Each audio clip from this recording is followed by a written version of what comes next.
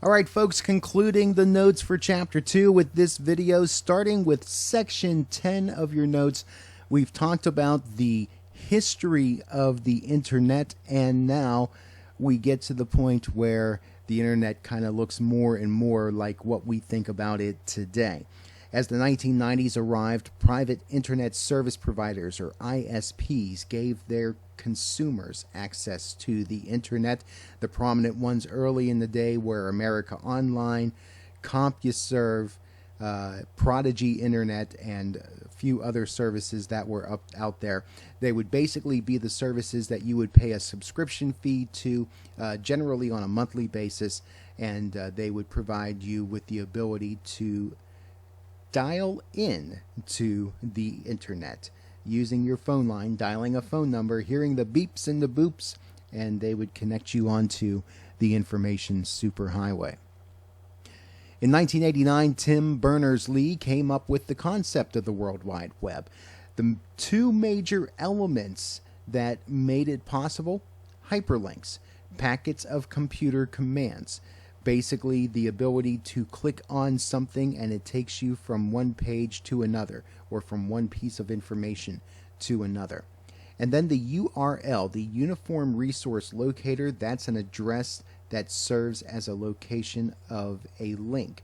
So you have now the ability to associate that packet of information with a particular address, a particular URL, where that information lives.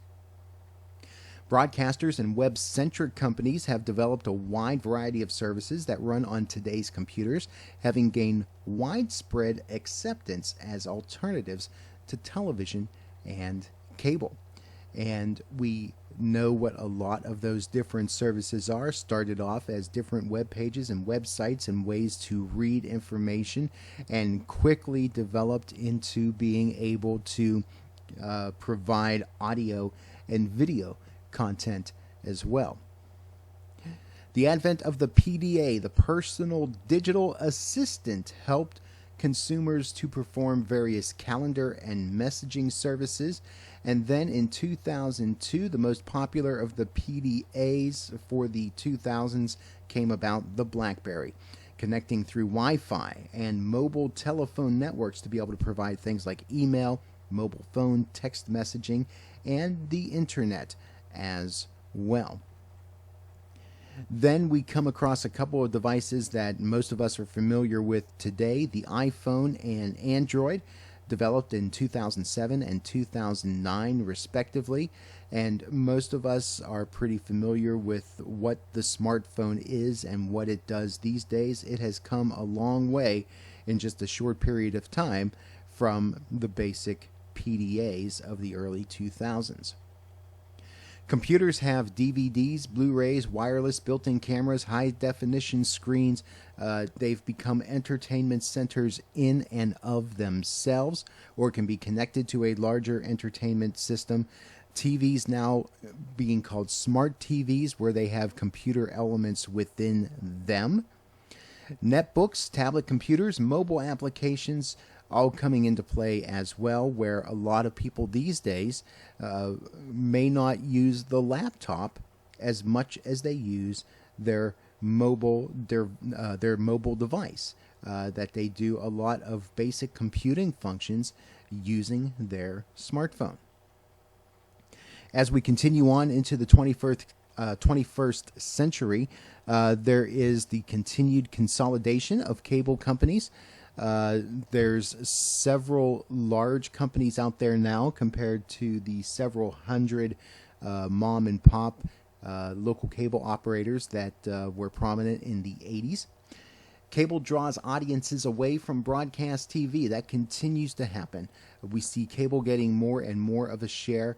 We see broadcast TV getting less and less of a share. But now with the proliferation of various online streaming services, not just on-demand type services like Netflix and Hulu, but you also have various services providing live cable channels through the web, YouTube TV and Sling TV as a couple of examples. Cable outlets are starting to see their share drop down little by little. Cable, however, does diversify by providing internet, video on demand, telephone services on top of just providing cable TV content. VoIP, Voice over Internet Protocol, has become a cheaper method of telephone service, and we're seeing that phone lines are being used in much more diversified ways as well. Fios TV is one of those sort of ways where cable TV content is delivered through a high-quality phone line. You have more users using broadband internet connections such as DSL and cable. Dial-up is still a thing, and it's still used by a small segment of the population, generally by those that for whatever reason cannot get high-speed internet in some other fashion. But by and large, it's becoming more and more generally accepted that if you're connected to the internet, you have either a broadband or a at least 3G, if not 4G, connection to the web through use of your smartphone. And these days, anybody can be a mass communicator because of what the internet has done. Two major ways for people to do that are through blogs and podcasts.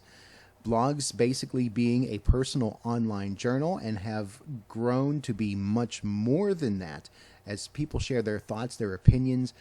News sites have become more of a blog in ways, and it's become a very easy way just to update websites in general.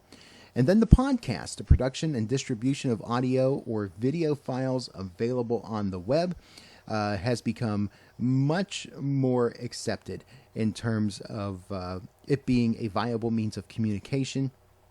People starting to make careers of podcasting and video casting on the web, and it has become a formidable competitor to both broadcast and cable TV. So that's going to do it for the notes for Chapter 2. You can now take the opportunity to complete your study questions based on your notes and then submit your notes and study questions to me. Make sure that you log on to Blackboard to participate in the Blackboard discussion board. Meet the requirements of your weekly posts there. And as always, continue to monitor your Cougar Mail and your Blackboard for any changes and updates to what's going on with the class. Reach out to me by phone, call, text, or email if you have any questions or issues, and we'll see you around the internet, and we'll see you for the next chapter as well.